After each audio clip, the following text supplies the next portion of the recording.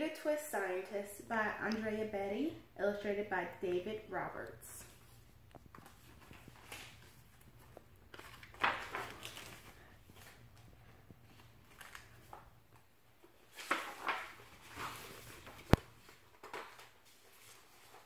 Ada Marie, said not a word until the day she turned 3.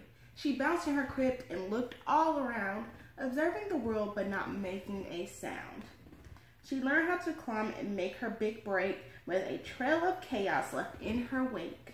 She ran through the day chasing each sound in sight.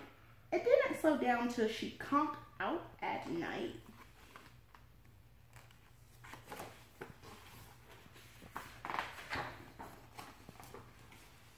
Her parents were frazzled, but tried not to freak.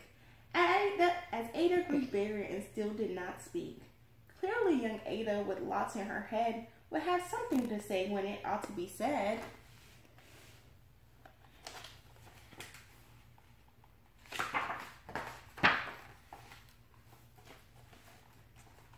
That's just what happened when Ada turned 3. She tore through the house on a fact-finding spree and climbed up the clock just as high as she could. Her parents yelled, "Stop!" as good parents would. Ada's chin quivered, but she did not cry. She took a deep breath and simply asked, "Why?"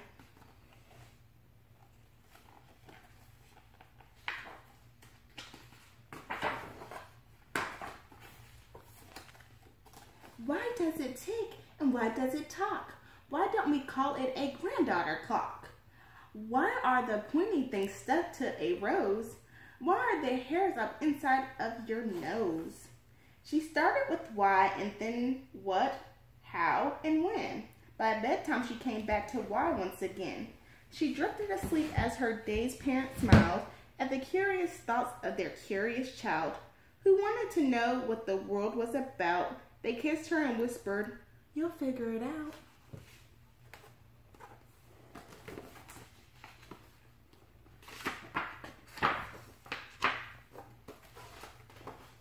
Her parents kept up with their high-flying kid, whose questions and chaos both grew as she did.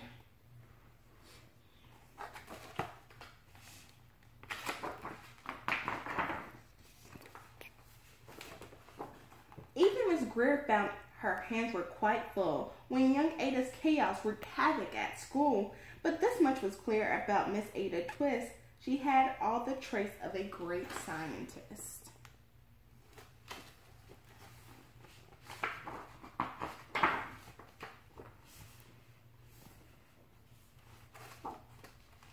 Ada was busy that first day of spring, testing the sounds that make mockingbirds sing, when a horrible stench whacked her right in the nose, a pungent aroma that curled up her toes. "Zowie," said Ada, which got her to thinking, what is the source of that terrible stinking? How does a nose know there's something to smell? And does it still stink if there's no nose to tell? She rattled off questions and tapped on her chin. She started at start where she ought to begin. A mystery, a riddle, a puzzle, a quest. This was the moment that Ada loved best.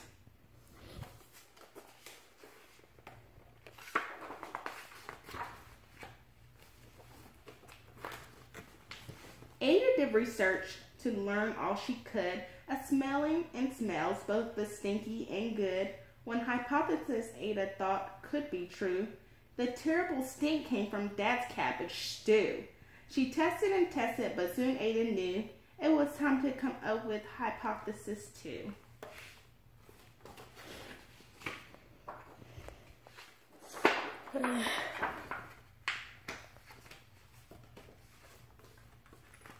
Then zowie, the stink struck again, just like that. Hypothesis 2, it's caused by the cat. The cat couldn't make such a stink on its own. It needed perfume and some fancy cologne. So young Ada tested. The test was a flop. She started again, but her parents yelled, "Stop!"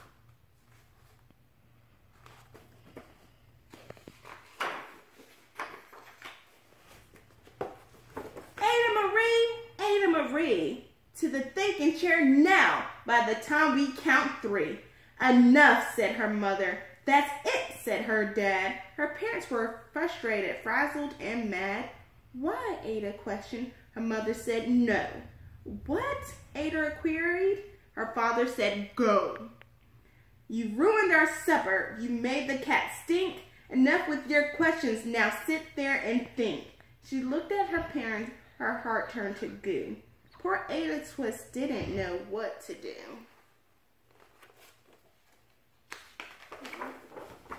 Poor Ada.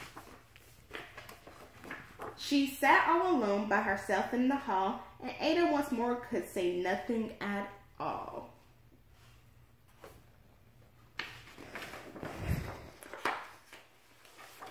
And so Ada sat, and she sat, and she sat, and she thought about science and Stu and the cat, and how her experiments made such a big mess. Does it have to be so? Is that part of success? Are messes a problem? And while she was thinking, what was the source of that terrible stinking? Ada Marie did what scientists do. She asked a small question, then she asked 2, and each of those led her to 3 questions more, and some of those questions resulted in 4. As Ada got thinking, she really dug in. She scribbled her questions and tapped on her chin. She started at why, and then what, how, and when. At the end of the hall, she reached why once again.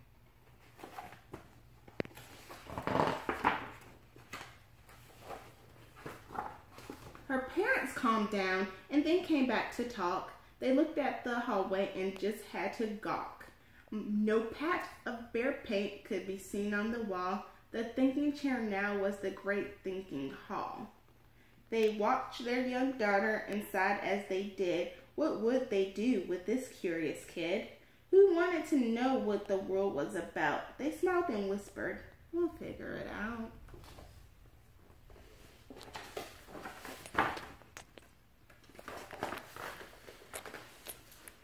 And that's what they did, because that's what you do when your kid has a passion and heart that is true.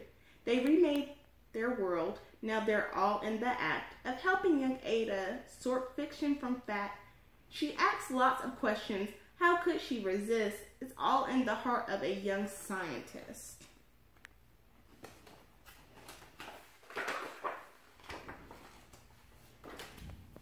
And as for that smell, what can Ada Twist do but learn all she can with her friends in grade 2?